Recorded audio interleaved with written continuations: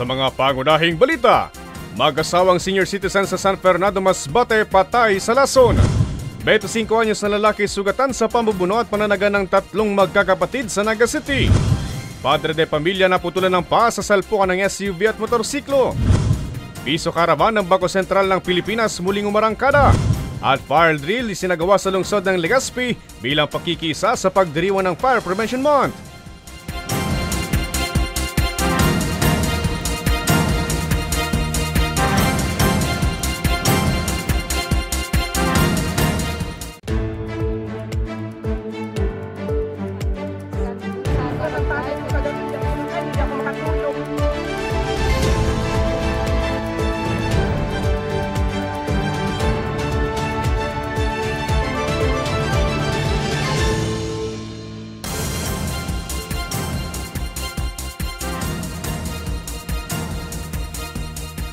Magandang gabi.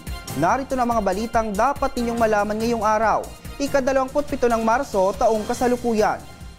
Patay ang mag-asawang senior citizen sa San Fernando Masbate matapos na aksidenteng mainom ang inakalang kape na panglason pala sa mga daga. May report si Danica Garcia. Patay ang mag-asawang senior citizen sa Barangay Progreso, San Fernando, Masbate ng aksidenteng mainom ang panglason sa daga na inakala umano ng mga itong kape. Kinilala ang mga biktima na sina Ricardo Cantre, 80 anyos, at Dolores Cantre, 79 anyos. Alas 8:30 ng umaga nitong linggo nang matagpuan ang nangangamoy ng bangkay ng mga biktima ng makikiigib nilang kamag-anak. Ayon kay Police Captain Jerry Maribuhok, Chief of Police ng San Fernando Municipal Police Station, nakita sa tabi ng mga biktima ang dalawang sachet ng panglason sa daga. Ito kasi ma'am, ang nakita namin yung nagkapag-problema itong dalawang matanda ma'am, kasi sila lang yung nasa bahay ma'am. Yung panawagan ko lang sana, kasi katulad na ganito, yung mga nakatira, yung dalawang matanda, which is 70 years old, saka 80 years old, hindi man lang pinupuntahan ng mga anak araw-araw o hindi laging sinitik ma'am. Ang panawagan ko lang ma'am na yung kapag yung mga magulang, medyo matanda na, lagi na po natin bisita isip po natin yung mga magulang natin, isip po sa ato, para hindi na po pa ulit ang pangyaring ganito ma'am. Lumalabas naman sa autopsy result na nalason ang mga biktima. Ang indication namin ma'am, nasa mahigit 24 hours ma'am. Kasi huli nakita yung matandang lalaki ma'am, pumunta doon sa Sitio Pista sa Friday ng gabi. Yun ang huli nakita siya ma'am. Lunes na na-discover yung bangkay ng dalawa ma'am. So ang assessment namin, it is more than 24 hours kasi medyo masama na yung amoy ng bangkay. Wala namang nakitang foul play ang PNP. Para sa mga balitang Tatak Bicol, Danica Garcia.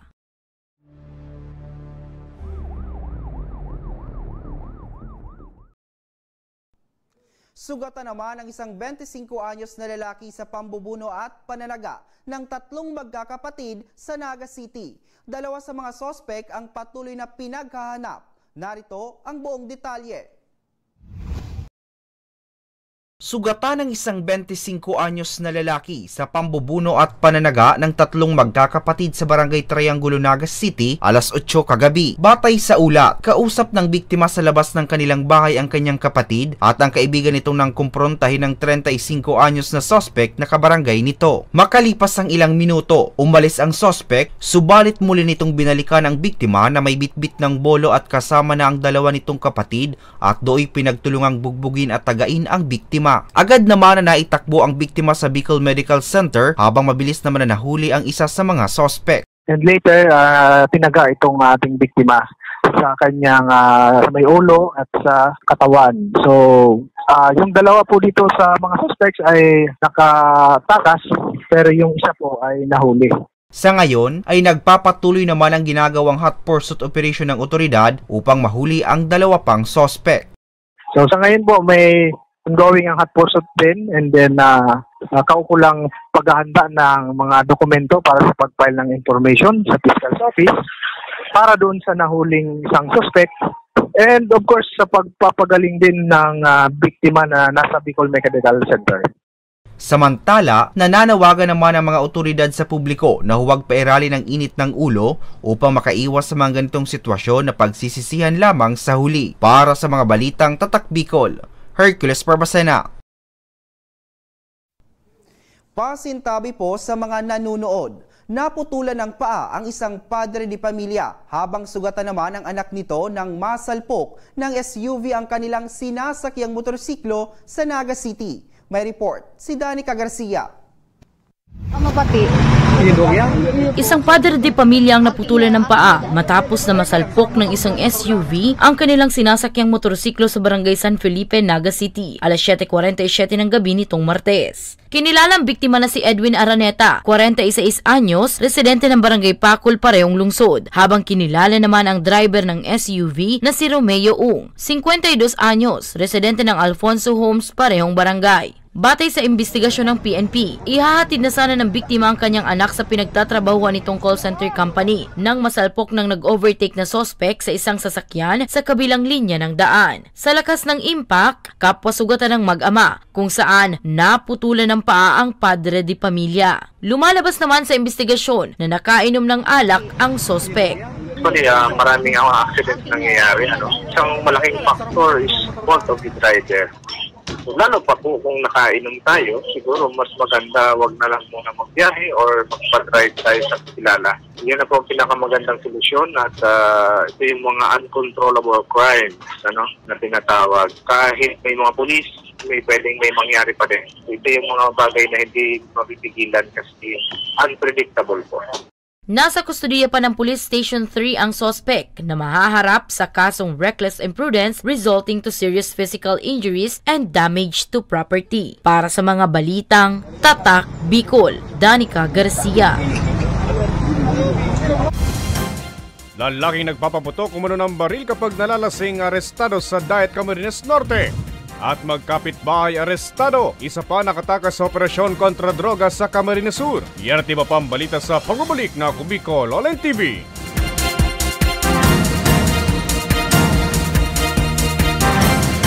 Jericho Rosales po, Bicolano. Ngunyan takaipuan, kitabang at kasurog sa edukasyon, sa kalusugan, at kabuhayan sa panahon ning sakuna. Ang Ako Bicol, katabang at kasurugta sa pagtaoki scholarship sa mga aking na nangangaipuan. Katabang at kasurugta sa kalusugan, kasurog sa pagpasar ni Eddie Garcia Law. Bilang ermano ng bawat Bicolano, ang kuya kong party list may plano. Kaya ang boto ko, Ako Bicol. 131 sa balota. Sabi nila, wala ka daw ginawa nung nakaupo ka sa Senado. Ano pinanindigan mo? Pinanindigan ni Senator Lito kaming mahihirap. Binigyan niya kami ng libreng tulong legal para umunlad. Gagawin ko ang lahat para magbayad sila. Got! Ang sabi nila, artista ka lang. Ano bang magagawa ng isang action star? Marami nang nagawa si Senator Lito. At ang isa dito ay yung pag-aksyon niya para sa kapakanan naming mga manggagawa. Ang sabi nila, hindi ka daw nakapagtapos sa pag-aaral. Paano mo kami matutulungan?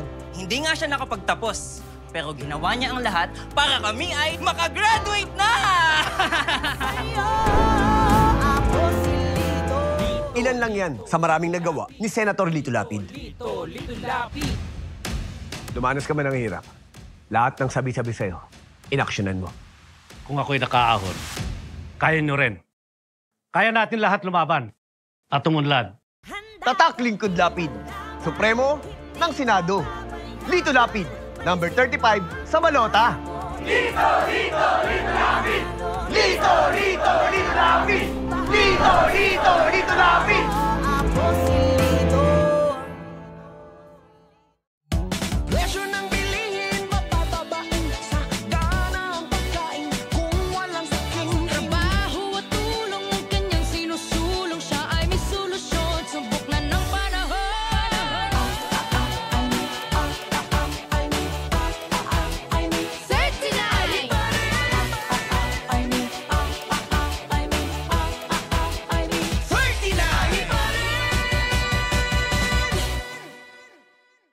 Ako si Jericho Rosales, sarong aktor, kasurog kang kalikasan, Oragon, Bicolano. Ang boto ko, Ako Bicol. Ako Bicol, 131 sa balota.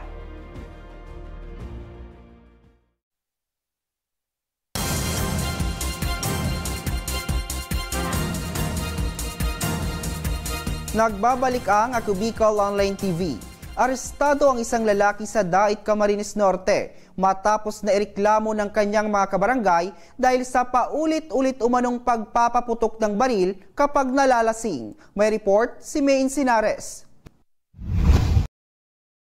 Arestado ang isang lalaki matapos na ireklamo ng kanyang mga kabarangay dahil sa pagpapaputok umano ng baril kapag ito'y nasa impluwensya ng alak. Alas 10:30 ng umaga nitong Miyerkules nang arestuhin ang suspect na si Rento. Hindi niya tunay na pangalan, 38 anyos, may-ari ng maliit na tindahan ng prutas at gulay sa residente nito sa Purok 3, Barangay 6, Dait, Camarines Norte. Ayon sa Dait Municipal Police Station, hinuli ang suspect sa bisa ng isang search warrant kung saan na-recover ng mga otoridad ang isang di-rehistradong kalibre 45 baril, 2 pirasong steel magazine at 14 na piraso ng live ammunition. Possible na marami siyang kaaway or pinuproteksyonan niya yung sarili niya sa any eventualities na pag sakali lang na maalanganin ang buhay niya. Yun ang kaya nga siguro nagkaroon siya ng armas or siguro sa pagyayabang o pantakot. Kaya yun nga ang nangyari sa kanya sa kagarapal na pagdadala niya ng illegal na baril, nagkaroon siya ng problemang ganito mas mabigat. Matagal na rin umanong minamanmana ng mga otoridad ang suspect na dati nang nasa drug watch list. Wala kaming record dito, pero tinitingnan namin sa ibang lugar, baka meron. Pero dito sa Dait, wala tayong record na na-arrest na siya. Nasa kustodiya na ng Dait MPS ang suspect na maharap sa kasong paglabag sa Republic Act No. 1059-1 o Comprehensive Firearms and Ammunition Regulation Act. Para sa mga balitang Tatak, Bicol, May Insinares.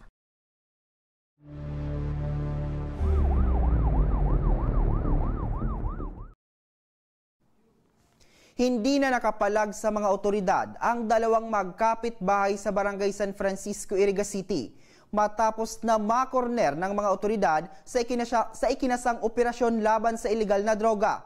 Patuloy naman na pinaghahanap ang isa pang nakatakas na drug personality. Nagbabalik si May Insinares. Arestado ang dalawang individual sa magkahiwalay na search warrant operation ng Iriga City Police Station sa Zone 4 Everlasting Street, Barangay San Francisco, Iriga City, Camarines Sur kahapon ng madaling araw. Unang nadakipang suspect na si alias Alo, 25 anyos, pintor at residente ng nasabing lugar. Batay sa ulat ni Police Chief Master Sergeant Salvador Ampongan Jr., maging ang kapatid ni alias Alo na si alias Bambi ay target ng search warrant, subalit nakatakas umano ito. Nakuha naman sa posisyon ni alias Alo ang 5 piraso ng heat-sealed transparent plastic sachet ng hinihinalang shabu na may timbang na humigit kumulang 25 gramo na nagkakahalaga ng aabot sa 170,000 pesos. Sa intel operative namin ay nasa lang po siya, state level individual po, madam. Kasi ng 25 grams na, more or less 25 grams, marami-rami na po yan. Street value nga, 170,000. Huli rin ang isa pang drug personality sa naturang lugar na kinikilalang si alias Moymoy, 25 anyos. Nasamsam kay alias Moymoy ang 2 piraso ng heat-sealed transparent plastic sachet ng hinihinalang shabu na may bigat na 10 gramo at nagkakahalaga ng 68,000 pesos. Isang pagitan lang na bahay. Kasi po ang mga reported sa amin ay talagang talamak na daw sa area nila. Parang halos baka ma-influensya na po yung mga magkakatabing bahay. Nasa kustodiya pa ng Iriga CPS ang 2 suspect na mahaharap sa kasong paglabag sa Republic Act No. 9165 o ang Comprehensive Dangerous Drugs Act of 2002. Para sa mga balitang Tatak, Bicol, May Insinares. Nahuli na ang Rangto Municipal Most Wanted Person ng Huban, Sorsogon matapos na makorner ng mga otoridad nito lamang Lunes. Naharap siya sa 14 na kaso ng panggagahasa sa kanyang pamangkin. May report si Rose Bilista. Huli ang tinaguriang Rank 2 Municipal Most Wanted Person ng Huban, Sorsogon matapos na makorner ng mga otoridad sa ikinasang search warrant operation alas 7 ng gabi nitong Lunes sa Barangay Binanuahan, Parehong Bayan. Kinilala ang suspect na si Tony, hindi niya tunay na pangalan, 32 anyos, may asawa at residente ng Sitio Calle Nueva, Barangay South Poblacion, Pareho ring Bayan, na nahaharap sa 14 na kaso ng panggagahasa. Ito ma'am na suspect natin ma'am, nahuli natin ma'am sa barangay Binanwahan, Huban, Sorsogon. Bali ma'am nung paglabas ng warrant nito, nagtago po muna siya. Accordingly ma'am, may mga pinuntahan siyang lugar. Tapos sa mga validation at mga follow-up natin, nung March 24, bumalik po siya doon ma'am at nagtago sa barangay Binanwahan, Huban, Sorsogon. At na-monitor naman po ng mga intel operatives natin, kaya po nahuli po siya doon. Ayon pa kay Recuenco, ang krimen ay nagawa ni Tony ng paulit-ulit sa sarili niya mismong pamangkin na isang menor de edad. Meaning biktima ta ma'am, kuminsan, yaon din ma'am duman sa lola niya nag-stay, wherein ini po na suspect, kuminsan yaon ma'am po duman sa harong kang kang lolahon. Kaya siguro ma'am during that time, baka kung pagwara ang lola, tapos yaon lang po ang duwa, saka po nagsamantala po ini na suspect ta. Nasa kustodiya pa ng Huban Municipal Police Station ang suspect para sa kaukulang disposisyon. Para sa mga balitang Tatak Bicol, Rose Bilista. Piso Caravan ng Bangko Sentral ng Pilipinas muling umarangkada. At fire drill isinagawa sa lungsod ng Legazpi bilang pagkikisa sa pagdiriwang ng Fire Prevention Month. Yan at iba pa ang balita sa pagbabalik na Bicol Online TV.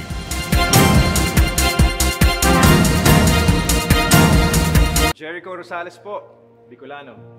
Munyanta kaipuan, kitabang at kasurog sa edukasyon, sa kalusugan at kabuhayan sa panahon ng sakuna. Ang Ako Bicol, katabang at kasurog ta sa pagtaoki scholarship sa mga aki na nangangaipuan. Katabang at kasurog ta sa kalusugan, kasurog sa pagpasar ni Eddie Garcia Lo. Bilang ermano ng bawat Bicolano, ang buya kong party list may plano. Kaya ang boto ko, Ako Bicol.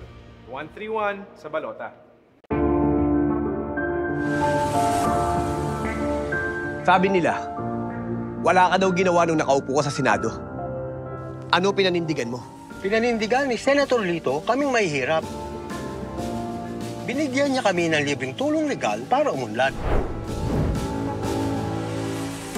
Gagawin ko ang lahat para magbayad sila. Kot! Ang sabi nila, artista ka lang. Ano bang magagawa ng isang action star? Marami nang nagawa si Senator Lito. At ang isa dito ay yung pag-aksyon niya para sa kapakanan naming mga manggagawa.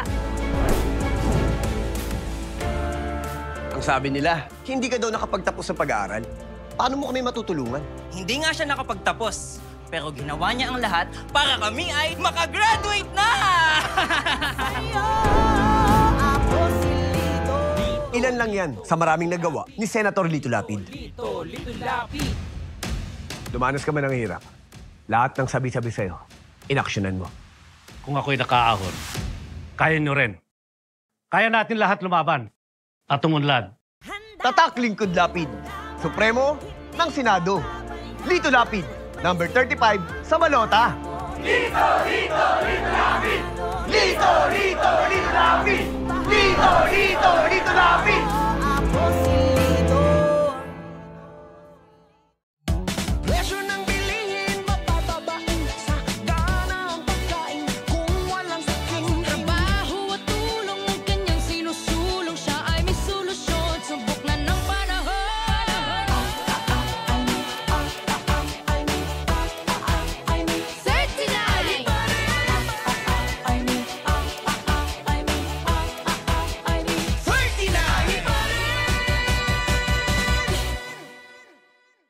Ako si Jericho Rosales, sarong aktor, kasurog kang kalikasan, Oragon, Bicolano. Ang boto ko, Ako Bicol. Ako Bicol, 131 sa balota.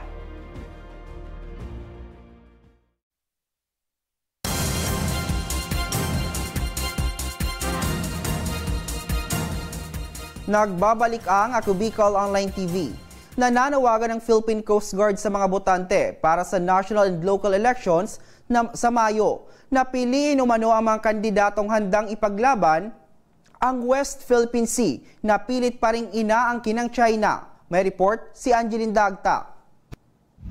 live namin sa TI. Nanawagan si Commodore J. Tariela, tagapagsalita ng Philippine Coast Guard, sa mga Pilipinong botante na maging mapanuri at matalino sa pagpili ng mga susuportahan at ibobotong kandidato sa May 2025 national and local elections. Aniya, ang pagboto ng tamang mga lider na may paninindigan at tunay ang pagmamahal sa bansa ay malaking tulong lalo na sa sigalot sa West Philippine Sea. Dagdag pa niya, ang pagpili sa mga tamang lider ay makakatulong din sa mabilis na paglalaan ng budget, pagpasa ng mga batas na may kaugnayan sa West Philippine Sea at tamang pagpapalaganap ng mga impormasyon patungkol sa mga karapatan ng Pilipino sa WPS na pilit na inaangkin ng China.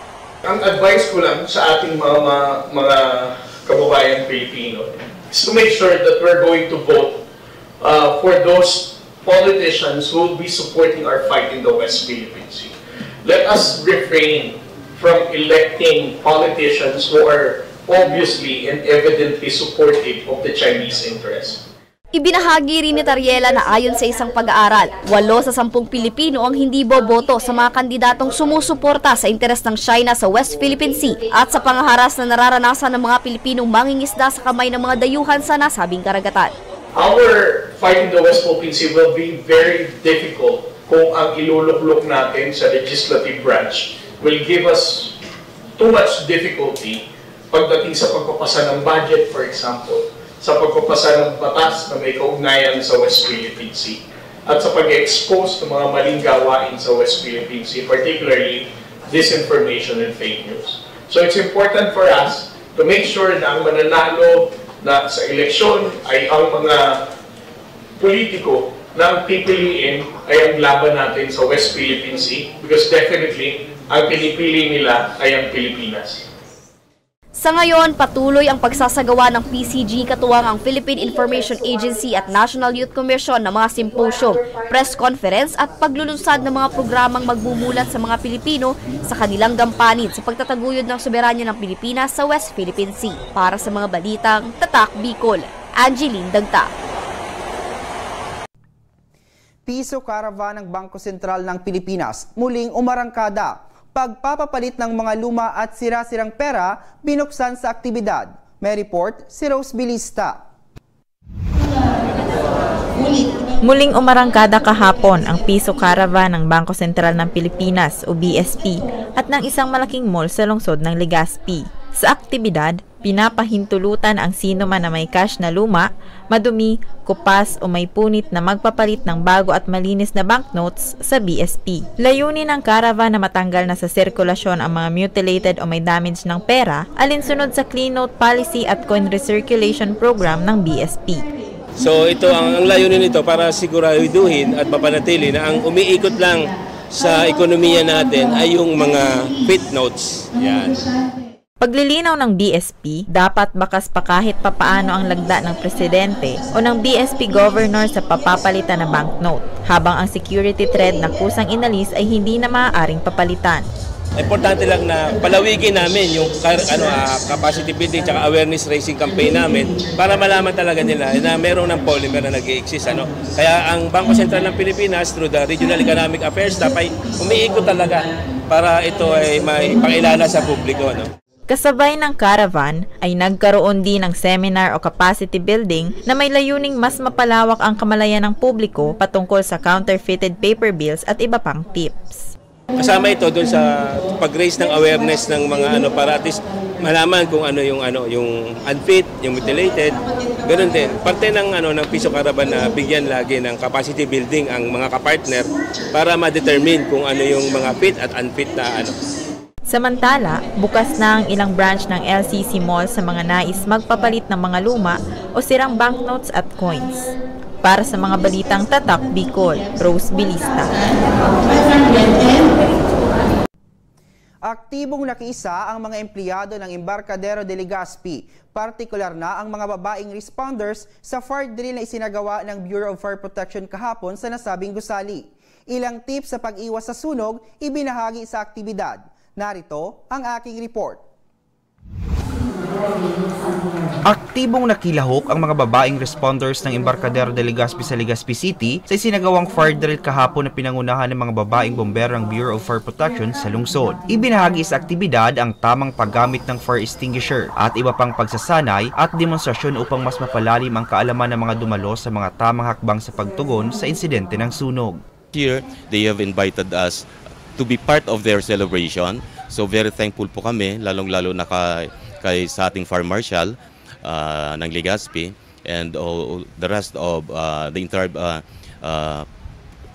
people of Bureau of Fire Legazpi. So very thankful po kami sa kanila. Tuwing buwan ng Marso, ipinagdiriwang sa buong Pilipinas ang Fire Prevention Month. Layunin ng taunang pagunita na ito na itaas ang kamalayan ng publiko tungkol sa kahalagahan ng pag-iwas sa sunog at pagsusulong ng kaligtasan. Napili ang buwan ng Marso dahil sa pagtaas ng bilang ng mga sunog sa panahong ito ng taon.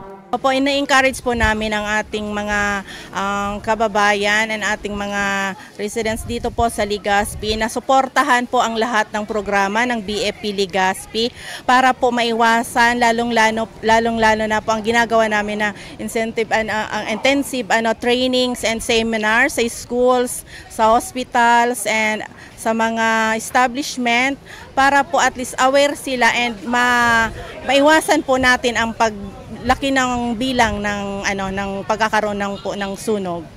Pinagtibay ang pagdiriwang sa bisa ng Presidential Proclamation No. 115A na nilagdaan ni dating Pangulong Ferdinand E. Marcos. Para sa mga balitang Tatak Bicol, Hercules Barbacena.